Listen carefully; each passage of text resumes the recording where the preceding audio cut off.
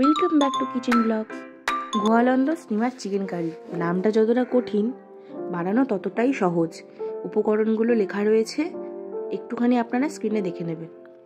মাংসটা ম্যারিনেট করতে করতে আসুন জেনে নিই এই রান্নার পেছনের একটা ছোট্ট সুন্দর ইতিহাস, যা এই রান্নাটিকে অত্যন্ত জনপ্রিয় করে তুলেছে।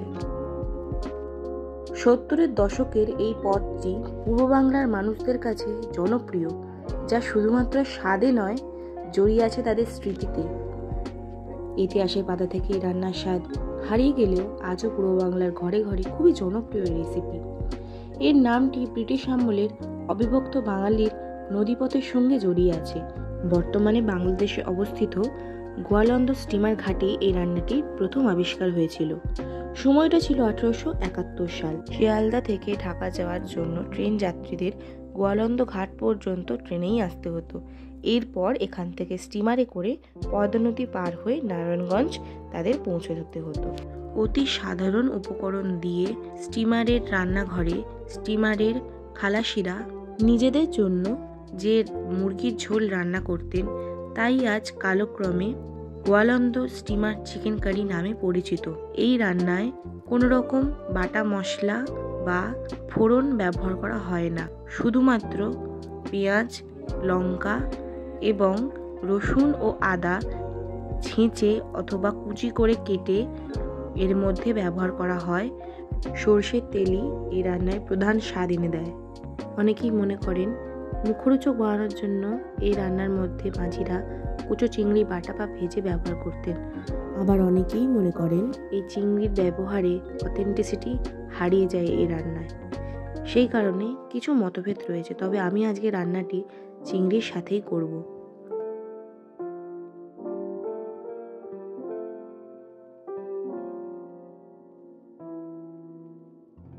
আমি চিংড়ি বাটাটা কাঁচা ব্যবহার করেছি, আপনারা ভেজেও ব্যবহার করতে পারেন।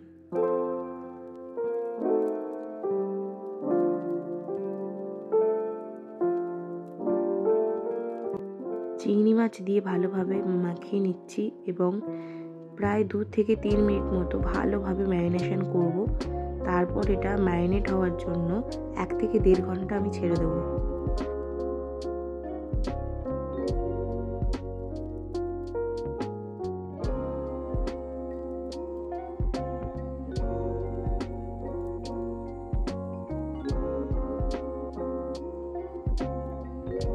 এই রান্নাটি করার জন্য আপনারা চেষ্টা করবেন একটু মোটা কড়া ব্যবহার করার জন্য, যার তলাটা একটু মোটা থাকবে। রান্নায় আমি কিন্তু আর কোনো তেল ব্যবহার করছি না। কড়াটা হিট হয়ে এলে মাংসটা চাপিয়ে দিচ্ছি এবং আলতো আঁচে হালকা হাতে আমি এটা নাড়তে থাকবো।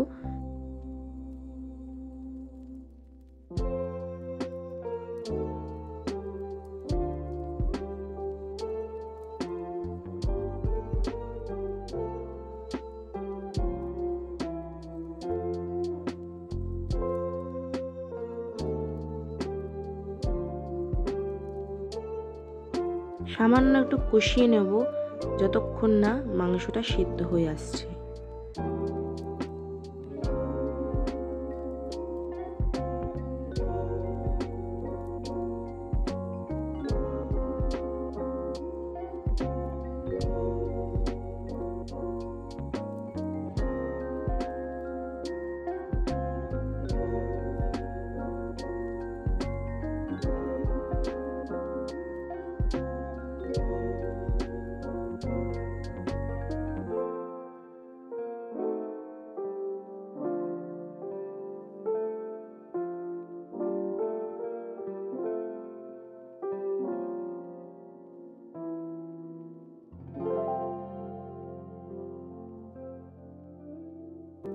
কড়াইটা পাতলা ছিল বলে আমি এখানে একটা লোহার চাটু ভালোভাবে গরম করে নিয়ে আঁচটা অল্প দিয়ে দিয়েছি। বাটির মধ্যে যে মশলাটা বাকি ছিল সেইটাই একটু গরম জল মিশিয়ে আমি কড়াইতে ঢেলে নিলাম। এবার কড়াটা চাটুর মধ্যে বসিয়ে দেবো।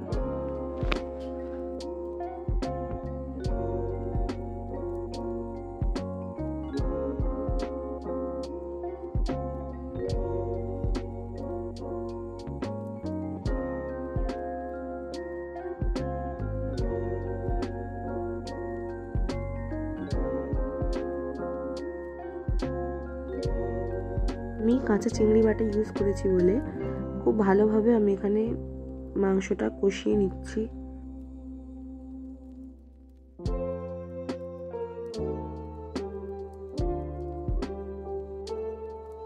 এবার অল্প আছে আমি ঢাকা দিয়ে দিলাম সেদ্ধ হওয়ার জন্য 5 থেকে 10 মিনিট পর্যন্ত।